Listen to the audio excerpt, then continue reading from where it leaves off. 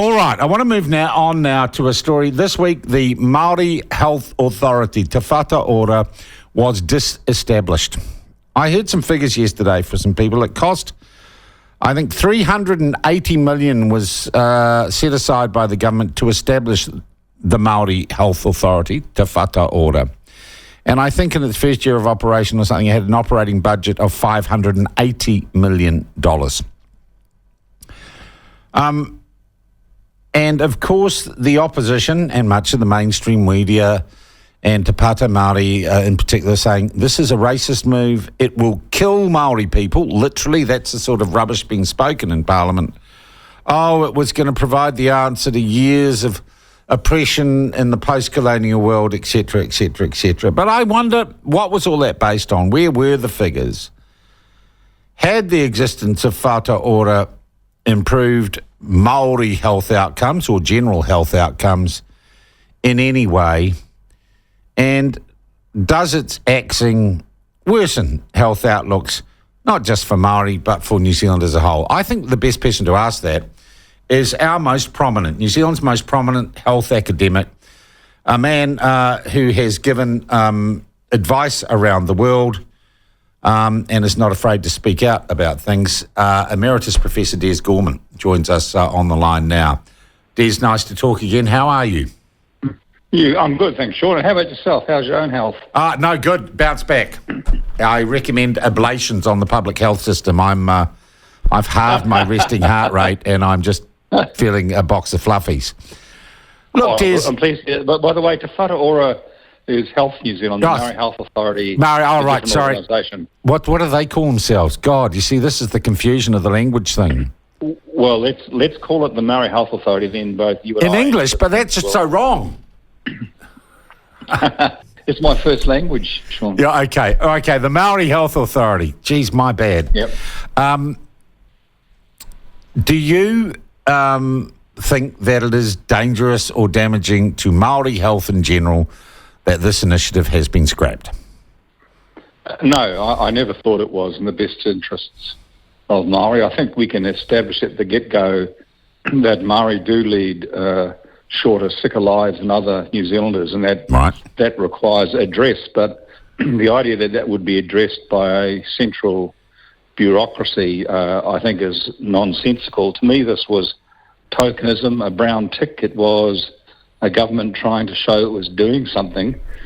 But the way service industries work, Sean, is to shift decision-making as close as possible to where services are delivered. And that an idea that a central bureaucracy would know how to best deliver services, and particularly health services, in Kaikoui or Hikarangi or Kaitaia is nonsensical. So the fact that the minister is now disestablishing this central bureaucracy and shifting the money to local agencies to spend on their communities, I think will actually see an improvement in Māori health. So I actually agree with the minister's perspective that the dissolution of this central bureaucracy and the distribution of funds to as close as possible to the service providers is in the best interests of Māori health. Was there ever KPIs established for the Māori Health Authority? Did we ever know what it was meant to deliver and on what time frame? No, look, I think it was introduced on an ideological basis. I think it was introduced on the sense of we need to be seen to doing something. And consistent with the last government's love affair with Keynesian economics and having centralised command and control, it ended up then in yet another central bureaucracy. But look, I've got several problems with it, Sean. The first is that how do you have two central bureaucracies buying services from the same provider market? We already have an excess of demand over supply, so you have two central agencies, the Māori Health Authority and Health New Zealand, both purchasing services. The only way that only thing that can result in is increased unit prices, because the only way in which you can establish who has priority over access to those services is through price. So I think the first thing it would have done is pushed prices of services up. The second thing, and this is my biggest gripe with it, you and I, Sean, can go to companies today that have a very poor health and safety culture, yet they have a very strong health and safety officer or office. And the reason why they have a poor health and safety culture is that all the line managers believe that they don't have a responsibility for health and safety. That's the problem for the health and safety office. And so my concern always was that improving Māori access to healthcare and improving their outcomes is an obligation on every single one of us in the health system.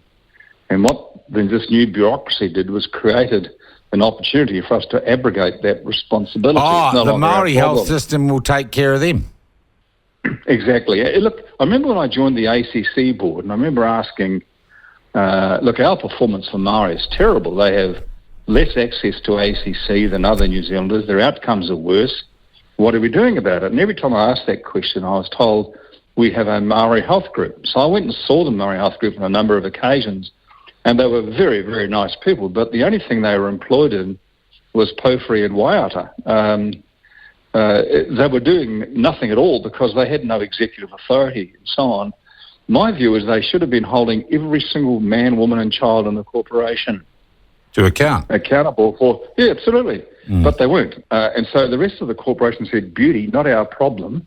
That's the Māori Health Unit's problem. So the end result of the Māori Health Authority would have been most of the health system stepping away from their responsibility.